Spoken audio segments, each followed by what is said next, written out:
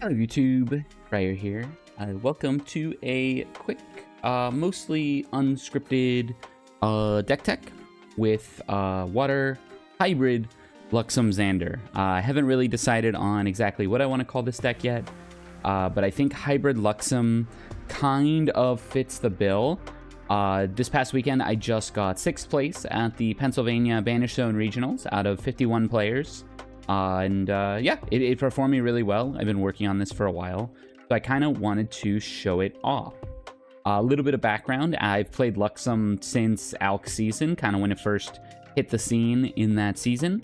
And since then, you know, I've always been a Luxem player. I played the Fire Serene Luxem in Alk season, and then MRC dropped, and I realized that Fire Serene Luxem wasn't really doing it for me anymore. Particularly the Slimes matchup is abysmal, and I think just kind of in general, the Slimes matchup is really hard for any kind of traditional Luxem deck. You know, Luxem decks used to always want to rush to level 3, start flipping their cards, start activating their Luxem effects, and when you would do that and you wouldn't interact with like a Slimes deck, for example, you would just get run over. They would just play like a big Limitless. They would play like a big Ethereal after they Dungeon Guide to 3. So a lot of people have gone to Wind Serene Luxem to be able to Stifling Trap the Dungeon Guide and to be able to build prep counters and do things like that. I didn't really like that much either, and so I played Water Serene and Water Fragmented for a while, and I noticed that, you know, when I drew good, it was great. When I had the negates, when I had the interaction, it was great.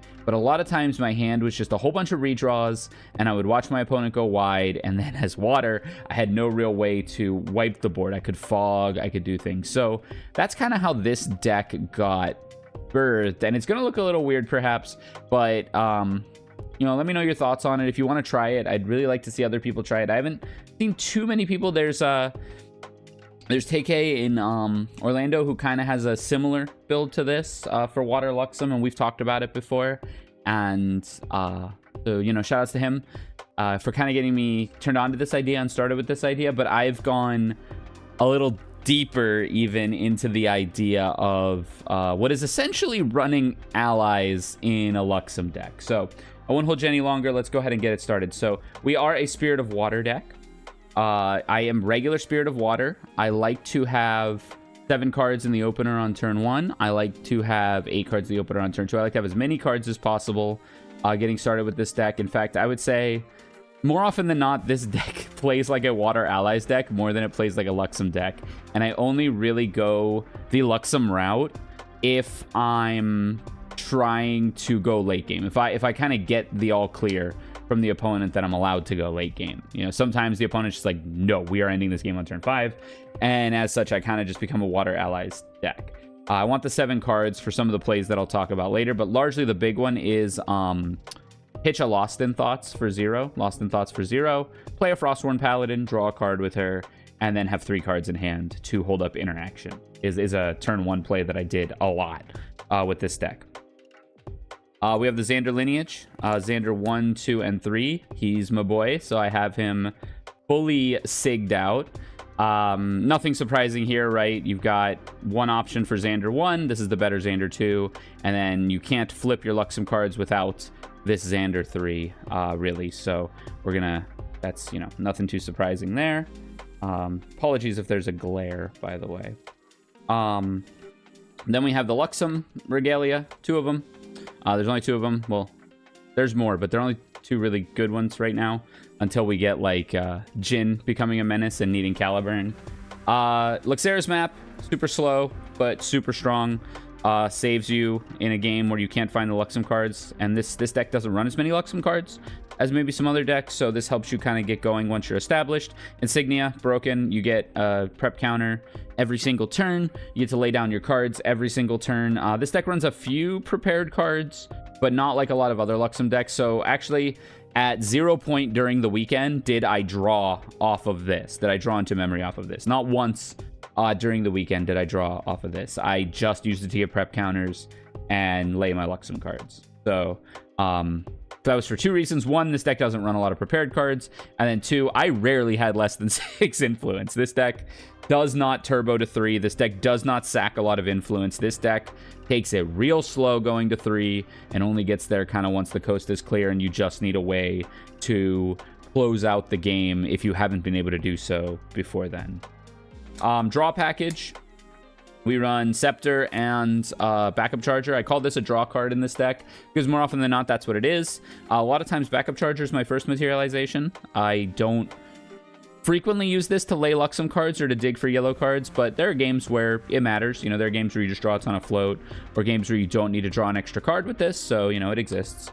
And then this, I did win 1 game with burn damage from this. Because I materialized it early. I was against a Windcrux deck, which is giga favored. So yeah, I wouldn't think too much of it. Most of the time, this is ditch a float in the late game, lay 5, draw 2, and then flip your Luxem cards. When this is out, notably, a lot of times during the weekend, I did lay 5, draw 2. Now I have 3 in hand, tap this, lay 3 more, and then just have like a million cards in memory. Assassin's Ripper. So this is kind of the, let me just go Terrafring first. Terrafring is Terrafring, nothing too surprising there. This is kind of the 1 flex slot that I have in here, I think. Yeah. Maybe arguably 2 flex slots. Terrafring is in there because I have it more than Safeguard. I have Safeguard on the side. And I don't really have another thing that I want to put there. Then we have Assassin's Ripper and Grail and Nullifying Lantern. So mini little Grail package. You can also put Luxair's map under the Grail. You can put Insignia under the Grail in the Water Mirror if you want to make sure you get it off at least, you know, 1 time, depending on what your kind of hand landscape looks like. But yeah, small Grail package. I knew Erupting was going to be at this event, at least in some small amount, because it's getting banned at the start of AMB. So yeah, I was running Lantern. I would probably, in a world where I didn't have to run Lantern, which I don't know if that exists anymore, in a world where I didn't have to run Lantern, I would probably make the Safeguard Amulet for the time being. But yeah, pretty common play here is Assassin's Ripper for Slice and Dice. Again, we are kind of a Water Allies deck at the same time as being a Luxem deck. This is just a power cell, by the way. So like a lot of games were decided by Slice and Dice as Zander 2 or Zander 1 even. And what I'll do is I'll materialize Grail. You may know this play. Materialize Grail, put a Ripper under it. And then you play Slice and Dice. You hold priority, crack the Grail, use one of the 2 cards you paid for Slice and Dice to bring out the Ripper, and then tap it while Slice and Dice is still on the stack. So then you can declare it as a weapon that you're using with Slice and Dice for the old 6 + 9, 15 damage wombo combo. Which, again, like I said, that is how I won a lot of my games, because I was against things like Wind Allies. I played against a Merlin who leveled kind of slow. Wind Diana. Even Slimes. I killed a Slimes as Sylvie 2 from 6 because I materialized Grail Ripper, Slice and Diced, and that was 15, and then I just hit with one of my allies. You can't just sit on your hands and expect Luxem to carry you, especially like Nico. Nico is another deck. I didn't get to play against it, but I think I have play into Nico with this list as well, because you have a lot of ways to deal damage that isn't just Light Weavers, which is healing her and which is, you know, getting reduced, and you can't just chip away your opponents anymore, it feels like. All right, so Allies package. Going on to the main deck, I should say. Allies package. 4. Dungeon Guide at 4. Both halves of the deck love this. We Dungeon Guide to 3 pretty frequently. We Dungeon Guide with Scepter to do damage if we're like trying to race the opponent. So Dungeon Guide is a 4 of one of the only 4 of allies in the deck. Korhazi Trapper. Put a prep counter. It's a great way to get prep counters early. It's a great way to reduce. So here's a fun one. Korhazi Trapper plus Insignia of the Korhazi means Tristan cannot poke you down. Every turn you gain a prep counter, every turn you spend one to make Tristan do -1 damage. Or -3 damage. Then with her Shadow's Claw, she can't hit you or hit anything for enough damage unless she's actually spending an attack card. And then she can't swing with her Shadows. So she can't really get a lot of chip damage in, so she has to do a big Shadow Strike on you. And we're a water deck, and Outlook is banned. So you actually have a lot of play. I actually think this deck feels pretty good into Tristan as opposed to pre-Outlook ban where it was literally unwinnable. So Trapper at 3. Intrepid Highwayman. This is one of the cards that I've started playing and really fallen for. Super good against a lot of the decks. Great against Nico a lot of the time. Great against random like Wind Allies players and stuff. It has Intercept, and it's a floating memory. So it comes up later in the game where you can pay for your dagger, your Assassin's Ripper. You can pay for your Scepter with her. Super duper good. Also goes really well with Trapper, where you can just say, okay, Intercept, retaliate for 4, and then you do no damage. So your guy just dies. Super duper nice. This is kind of the initial combo that I saw KK use. And I was like, oh, that's neat. Let me play around with that a little bit more. The other 4 of Ally is Frostworn Paladin. Incredibly powerful card. No real need for an introduction. This card goes so hard. I will throw out a Lost in Thoughts turn 1 pretty much every game. There was a game I played against a Merlin at the regional. I did a Drowned Cut on like a Stalwart or a Hasty, probably. Makes more sense that it would have been a Hasty. And then I Lost in Thoughts for zeros. And then I went Frostworn. And they were both 3/4s that drew me a card. And the Merlin died before she could get to Merlin 3. Because I just went 6U every turn. And eventually you were just in lethal.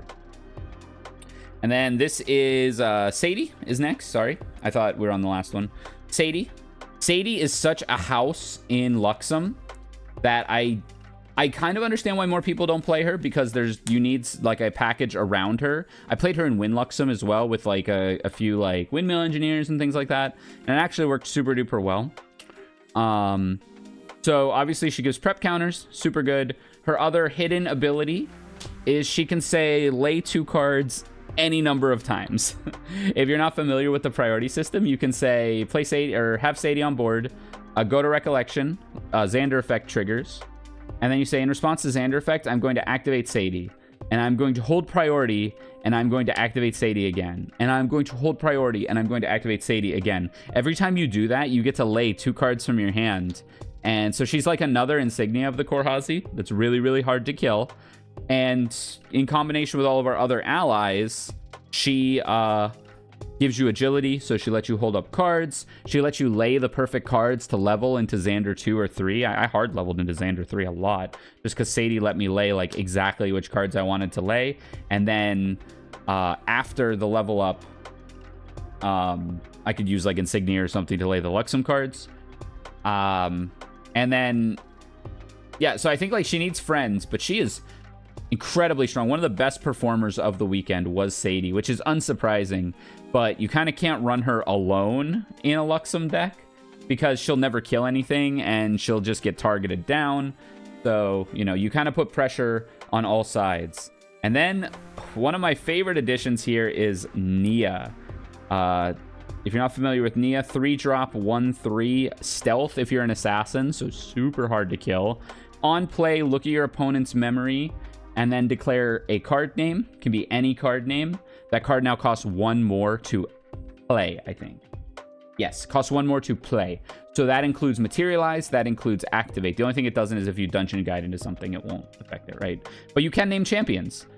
So many times I named Sylvie, Slime Sovereign. Sylvie with the pack. Would you pay 3 for Sylvie with the pack if I'm clearing your board and you don't even get to draw one? I don't think so. That person stayed on Sylvie level 1, dungeon guided to Sylvie level 2, and then I slice and dice for 15 and killed her. it's kind of brutal. This is the allies package, and all of them work really, really well with each other because they kind of slow the game down. And then, like, you know, Frostworn's a big threat. There was a game where I had a Frostworn with a buff counter and a Nia. I was against Wind Tristan, and I had named I think I named Dungeon Guide with Nia, and they went Dream Fairy, and I went to reach for the Frostworn because I'm like, you're stuck on level 2, you're taking 3 every turn. I reach for the Frostworn, and they're like, I'm targeting Nia, and I'm like, oh, oh shoot, okay. So she did so much work, and then she gets to, you know, all these in conjunction get to chip away for 1. They're like your Lightweaver's pings earlier in the game, and yeah, I don't know if the numbers are perfect on this yet, but I love every single ally that's in this deck. I think that's all my allies. Yeah, I love every single ally that's in this deck. And I think this, again, this idea of just being like basically water ally. My first materialize most games was backup charger. Like just being water allies for the first like 2 or 3 turns of the game. And then like if you've stabilized, climbing up to 3. If you haven't, continuing to fight for board. Like I banished a lot of Luxem cards just to level up or to pay memory costs because I'm like, if I just blitz to Luxem, I'm just dying a turn or 2 later. I'm not going to stabilize because I'll be on like 2 cards in hand. Last format, that was fine. This format, it is not. You are not Slime Sovereign. You cannot say, I'm playing a free body when I get to 3. You have to find your stuff. Unless you're flipping 2 Gleaming Cuts next turn, you are not coming back into most games where you blitz to Luxem and drop to like 2 cards. Okay, attacks package. Nothing too surprising here. 3 Thieving Cut. I was on 4. I didn't love it. I don't think there's a ton of... Like, it's not, again, it's not old Luxem where you're just cycle. 3 Slice and Dice. 3 Slice and Dice, yes. 3 Slice and Dice, nothing surprising there. That is WinCon. Tied for first, like this and Lightweavers are both win cons. You can also go Slice and Dice plus Lightweavers. That's a 6, or I guess 8 cards if you count the Slice and Dice and Lightweavers itself. Slice and Dice does 9, Lightweavers does 6. That's 15 damage for 8 cards. A lot of people say the magic number is 16 damage for 10 cards. So I got a couple people because they're like, oh yeah, Zander doesn't go until 10 cards in hand. And it's like, surprise. And, you know, you get prep counters on the way up. And there's a lot of ways to build prep counters. So getting to 4 was almost never a problem. Frequently, well, I'll talk about this at the end. But I would say frequently I took 2 prep counters with Zander 2 instead of taking a card back. Because I just didn't have a card back to take. So a lot of times, and again, I'm not blitzing it. So you don't like need that card recovery per se. Because I'll be on like... I was on like 10 in hand a lot of times, just kind of chilling on level 1 and just like waiting for an opportunity to go to level 2. So I would just pay like a float and a card to go to level 2, not grab a card back and say whatever. And then Drown Cut is kind of like Thieving Cut number 4. I just wanted another float. I noticed I almost never had float to either convert off of Lost in Thoughts or...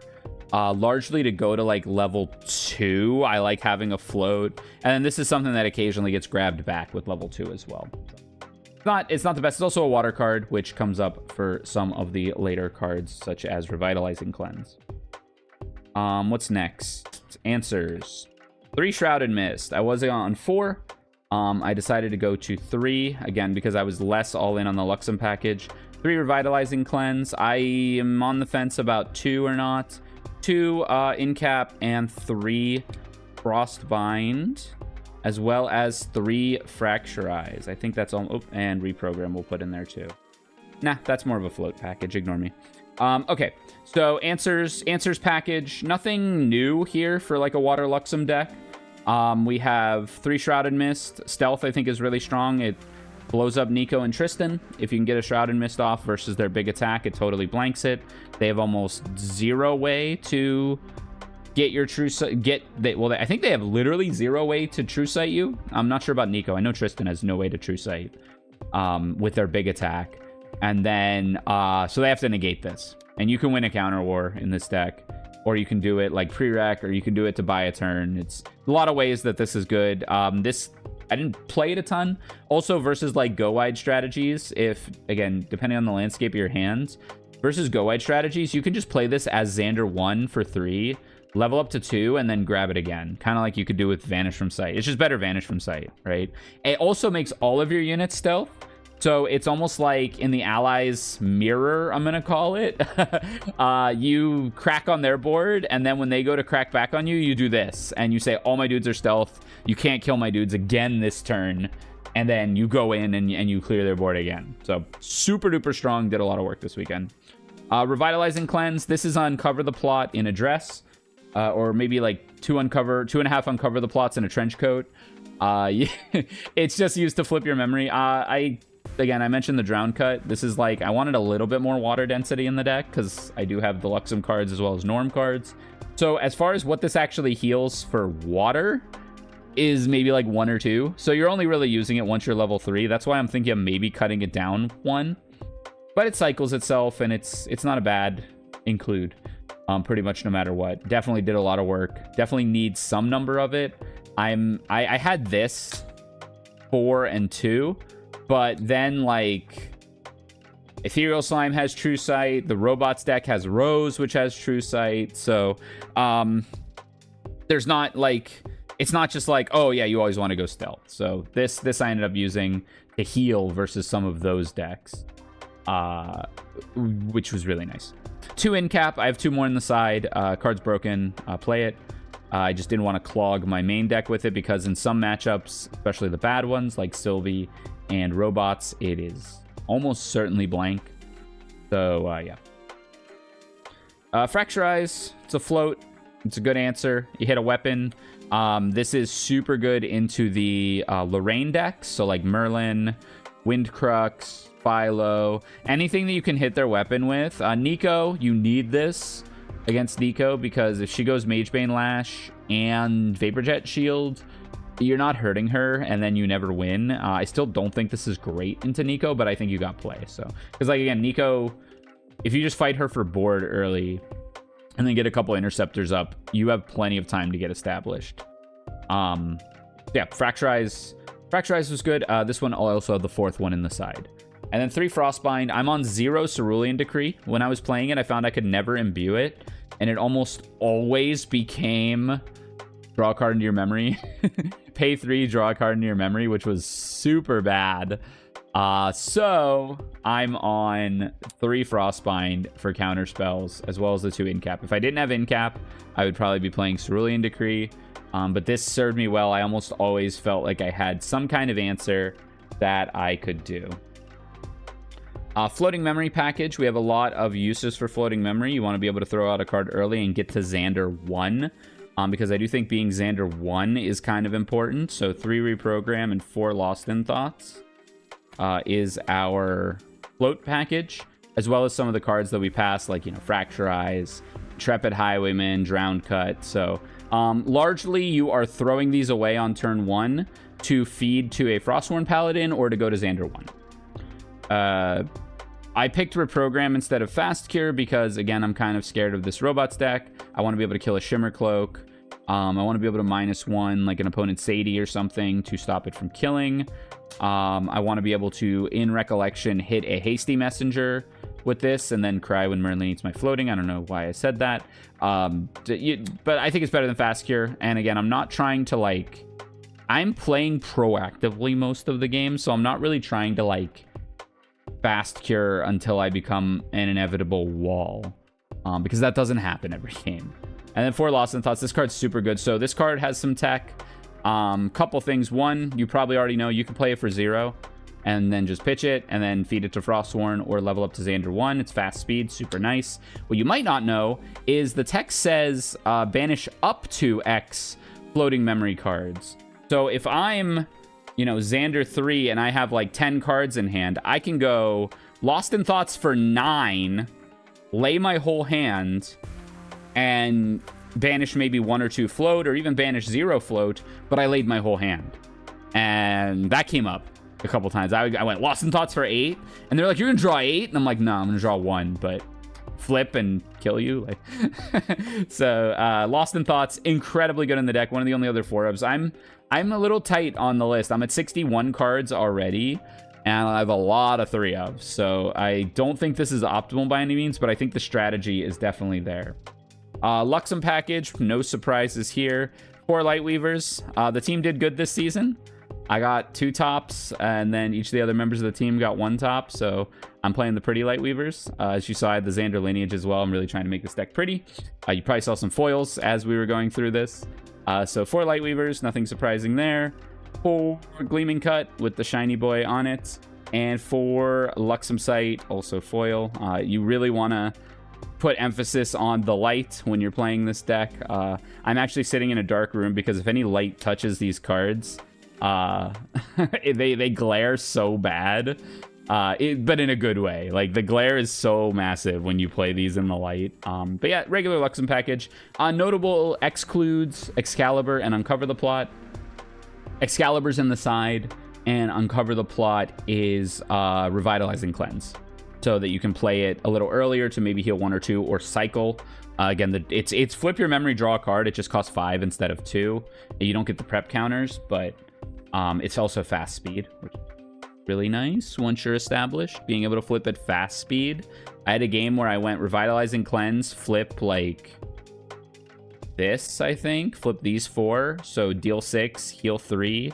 Go to my turn. Do this again. And then before Recollection, do another Revitalizing Cleanse. Do this again. And I mean, obviously I won that game. And then the 61st card, Turbocharge, the GOAT. So with your Power Cell, sometimes you are fracturizing it. You are never spending it on your own cards. There are none automatons in this deck, so you are not spending the Power Cell on your own card. So with the Power Cell, you either want to Turbocharge it away. I saw Turbocharge in like 3 or 4 games this weekend, so this did me really good. Twice off of backup charger, so you know, maybe it was just meant to be. Maybe I just sacked this weekend, but I still think this deck has a lot of legs. And then also with the Power Cell, you can fracturize it. I've done that a few times. It gets a float in the grave and gives you mana for the rest of the game. And then the last use for the Power Cell, besides Turbocharge and the float, is you can lay 1 to Power Cell your opponent's creature, your opponent's automaton on your turn. So you can use that as a way to lay 1 extra card or lay 1 card prereq. I did it to lay a Gleaming Cut. And then draw 2 off of it because I didn't have I had to level to Zander 3. So I couldn't make Insignia. Like I didn't Dungeon Guide to Zander 3. I had to level to Zander 3. And then I just cracked my Power Cell on their automaton for 1 card, flip it up. It was Gleaming Cut, draw 2, and I started moving from there. So some neat plays you can make with the Power Cell, even if you don't want to run Turbocharge. I would say you could literally just cut this and go to 60 and probably be fine. But I like the 61st card Power Cell. Sideboard is the last piece. Trip Excalibur. I was on 4, but it only really comes in versus Nico and maybe Merlin. And maybe Diana. Actually, you know what? Maybe I do go up to 4. It's very good. And what's nice about this is a lot of times, particularly Diana decks, will go Viridian Trinket to try to stop you from like fracturizing their gun and stuff. This is a gold card. This is not a blue card. So you can do that still on top of it. The Diana matchup is so good. It's actually Diana matchup is. Trip Song of Frost. I wanted to put them in the main, but I just couldn't find room. This is pretty obvious. Tristan, Nico. Very bad into Sylvie. Or not very bad, but like not that useful into Sylvie. Decent into robots. I'll probably bring this in instead of like maybe 1 or 2 of the Shroud and Mist. Maybe instead of Revitalizing Cleanse, because that's a little slow. Still not 100% sold on the sideboard, but you definitely want this somewhere in the 75. Just kind of tune it to your meta. 2 in cap, same idea. I don't want to go to 4. It's so good against Merlin. It's pretty good against Tristan. It's bad against Sylvie, in my opinion. Nico, I don't really run it into Nico either. Like you don't want to get in a counter war with Nico usually. So yeah, that's there. The last Fracturize, same idea. Just couldn't fit room in the main deck. I didn't really know what else to put here. Notably, I don't have Resolute anywhere in the deck. I don't think Resolute is great. It's good, but it's another one of those where, like, yeah, it's great once you're Zander 3 and established, but on the way up, if you find that you're casting Resolute, like, I don't know, it's kind of wacky. But yeah, there's a lot of ways you can take this deck. I really just want to show off the idea more than anything. Safeguard Amulet, not surprising. I usually sub this out for Terrafring in the matchups where I think this will be relevant. I don't think there are too many matchups this format where you want both Terrafring and Safeguard Amulet, maybe Sylvie. And then there's Nullifying in here as well. So like the kind of interchangeable pieces are like Nullifying, Terrafring. Some matchups I'll take out Luxera's map, like Fiza. I'll take out Luxera's map because I'm never getting there. If I'm allowed to Luxera's map, I almost certainly. So that's kind of like the flex slots there. And then the last slot, which if anyone's looked at this list already on like Luxera's or something, you're gonna be like, what the hell is this? Mercenary's Blade. Oh yeah. So this is a weird one, and it's kind of a half joke that I've really, like, I made it as a joke, and then I started playing with it, and I'm like, wait, this actually comes up like a lot. So So I bring this in versus Deflecting Edge decks. And I bring it in instead of one of the flex packages. Like, again, Lantern usually isn't very good against a Deflecting Edge deck. Unless it's like Fire Lorraine. But then I can put it in instead of like, I don't know, Terraframe. Luxera's map, right? Like something that I just won't be able to play. This is so good against Deflecting Edge decks. Because what this does is it says I still get my on hit once for an extra prep counter if you Deflecting Edge. And that's big for, let's say you go to prep a Slice and Dice. 4 prep counters, maybe a little sketchy, but like it comes up. You pay 1 prep counter, bring this out, and then you go Slice and Dice, first swing for 4 at you. And they have like Arthur on board, right? Like you want to clear Arthur. Because Arthur getting Deflecting Edged was such a pain in the butt last format. I didn't know what to do about it. You had to run like Planet Explosives in the fire version. But in like once you went to like a water sideboard package, Arthur wasn't dying if they held a Deflecting Edge. Now you can say Mercenary's Blade and then swing the Prepared Slice and Dice for 4 at your face. You can't Deflecting Edge that because you'll still take 1. And then you go for 6 at the Arthur. And if they Deflecting Edge it, he still takes 3. And yeah, it's kind of a waste of damage, but trust me, sometimes you need that to stay alive.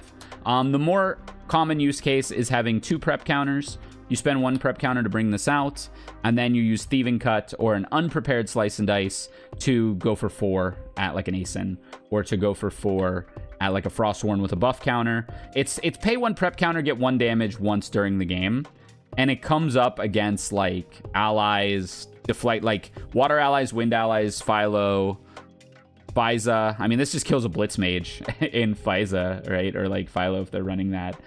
So I don't know. I don't know about this. I had it in the main for a while. It is not a main deck card. It is wasting a slot most of the time. I had Nullifying. So I had it like this. I had Nullifying inside and Mercenary's Blade in main. I only materialized this once this weekend. It was against the Windcrux deck. And it was to kill an Asen with a Thieving Cut. But yeah, it's I don't know. I don't think it's real, but I don't think it's a meme. So I don't know, somewhere in the middle of that. And so yeah, that's all. I just wanted to share the deck a little bit. Let me know what you think of it. Let me know what you try it. I do think Slimes is still really hard, especially if the opponent's like a pretty proficient player. But I think versus other Luxem style decks, you have play into the Slimes deck. You don't just like giga lose to Slimes decks. Because you have a proactive game plan that you can then control their board with, use the allies, control their board. You have Frostbind, you have counter spells for when they go to Sylvie 3, they might not get their big butt out, and then you might be able to get established, because what I found is if I can get established versus Sylvie decks and have like 2 Luxem sites going fairly early, usually they don't kill me unless the board gets out of control. So if you have ways to control the board, you're kind of chilling. Tristan, I think, is a good matchup. You have so many fogs and so many ways to say no to Shadow Strike. And then you also pressure, like, Tristan has a lot of trouble dealing with a 3-4 Frostsworn. Nico, I've not played Nico in tournament with this yet, but in kind of concept matches with the team and in discussing, it seems like there's pretty good play there. And then against, like, Wind Allies. So this is maybe a little weaker than traditional Luxem against Wind Allies, because you aren't just turboing to 3 and then fogging their whole board every time and then killing them, which, you know, was really, really good. Then I should probably do it like this, huh? But yeah, it was super fun. It treated me really well this weekend. I got 6th. I went 4-1-1, but it was really 5-1 because in the last match we took an intentional draw and then played it for fun, and I ended up winning. So 5-1 into it was Slimes round 1, that was a win. Wind Allies Robots round 2, that was a loss, unfortunately. I think I played it kind of bad though. Round 3 was Merlin, that was a win. Round 4 was Tristan, that was a win. Round 5 was Wind Diana, that was a win. Round 6 was Windcrux Lorraine, which is a favorable matchup. We took the intentional draw because we both just wanted top 8. And then we played it for fun, and I did win that. All my wins were 2-0. My loss was 0-2. Yeah, I'm quite happy with it. Thanks for tuning in. I don't know. I'll probably do a couple of these every once in a while. Just kind of quick deck techs where I just ramble a little bit, show off the deck, especially if I get a result with it or I find something cool. And yeah, hope you enjoy, and I will see you next time. Bye-bye.